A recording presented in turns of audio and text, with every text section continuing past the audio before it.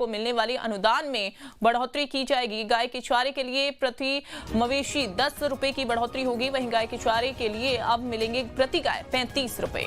तो गौ सेवा आयोग अध्यक्ष के पदभार ग्रहण समारोह में ये घोषणा कर दी गई है। गौ संरक्षण और संवर्धन के लिए जन जागरूकता अभियान चलाएगी सरकार। गौधाम के नाम से जाने जाएंगे प्रदेश में बनने वाले गौ अभयारण्य। तो बेमेतरा के झालम और कवर्धा में बन रहा है गौधाम। ये बड़ी जानकारी, रायपुर से बड़ी खबर।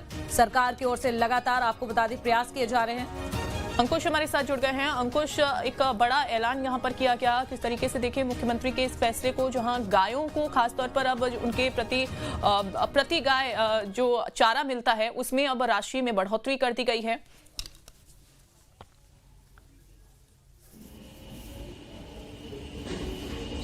देखिए, बिल्कुल निश्चित तौर पर छत्तीसगढ़ सरकार की तरफ से एक महत्वपूर्ण कदम उठाया गया है और छत्तीसगढ़ में गौ अभयारण्य बनाने की पहल जिस तरीके से छत्तीसगढ़ के मुख्यमंत्री विष्णुदेव साय ने की थी, उसकी तरफ एक बड़ा महत्वपूर्ण कदम उठाया गया है। और अब गौशालाओं में जो प्रति गाय 25 रुपए की अनुदान राशि दी जाती थी सरकार के माध्यम से, उसको बढ़ा दिया गया है और अब उसको 35 रुपए कर दिया गया है। मतलब गौ संरक्षण और गौ संवर्धन के लिए काफी महत्वपूर्ण कदम साबित होगा।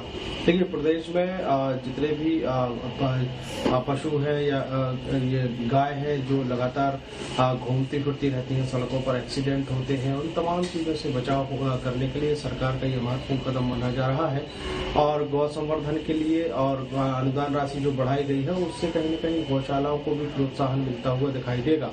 कुल मिलाकर अगर देखें तो बहुत सारे ऐसी संस्थाएं हैं जो गौशालाएं खोलते हैं गौ माता की सेवा करने के लिए। वो कदम तो बढ़ाते हैं, लेकिन कहीं न कहीं आर्थिक कमजोरी एक बड़ी बाधा बनती हुई दिखाई देती है। इस आर्थिक कमजोरी में सरकार की मदद से कहीं न कहीं एक सहयोग मिलेगा और उस सहयोग के कारण कहीं न कहीं गौशालाओं में गौ माताओं की रक्षा होती हुई दिखाई देगी, उनका संरक्षण संवर्धन होता हुआ दिखाई देगा। गौ सेवा आयोग के अध्यक्ष का पदभार ग्रहण समारोह था और उसी समारोह में मुख्यमंत्री विष्णुदेव साय बतौर मुख्य अतिथि के तौर पर शामिल हुए थे और उन्होंने अपने भाषण के दौरान ये बड़ी घोषणा की और इस बड़ी घोषणा से छत्तीसगढ़ के जितने भी गौशालाएं हैं या फिर गौरक्षक हैं, गौपालक हैं, उनके लिए एक बड़ा प्रोत्साहन मिलता हुआ दिखाई देगा।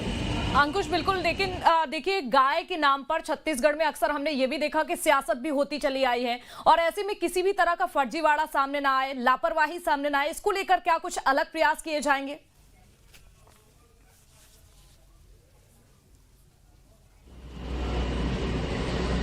देखिए, अब तक जितनी भी योजनाएं बनी उन योजनाओं में ज्यादा से ज्यादा पारदर्शिता हो, इसका प्रयास जो है वो सरकार कर रहा है। हमने पिछली सरकार में देखा है कि जब कांग्रेस पार्टी की सरकार थी तो उस दौरान गौठान बनाए गए थे पूरे प्रदेश भर में और गौठान का उद्देश्य यही था कि जो घुमंतु पशु हैं, जो लोगों का नुकसान करते हैं, जो पशु सड़कों पर आ जाते हैं जिनकी वजह से सड़क हादसे होते हैं, उन तमाम चीजों को रोकने के प्रयास के माध्यम से प्रयास करने के लिए ये योजना लाई गई थी।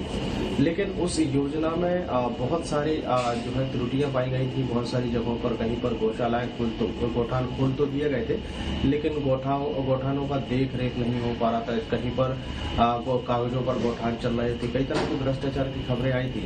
उन तमाम चीजों को रोकने के लिए जैसे ही बीजेपी की सरकार आई मुख्यमंत्री के तौर पर योजना बंद करने का कारण है कि उसमें सरकारी पैसा तो खर्च हो रहा है, लेकिन उस योजना का क्रियान्वयन ठीक ढंग से नहीं हो रहा है।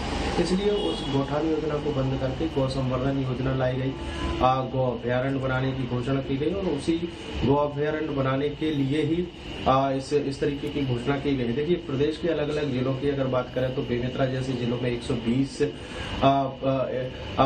जो गौ अभयारण्य बन रही है, गौशालाएं बन रही है, उसी का हिस्सा है। बिल्कुल, यानी कि प्रयास किए जा रहे हैं। बिल्कुल, हालांकि देखना होगा कि ये सरकार ने जो एक और नया कदम उठाया ये कितना कारगर साबित होता है। अंकुश, बहुत शुक्रिया आपका जानकारी साझा करने के लिए।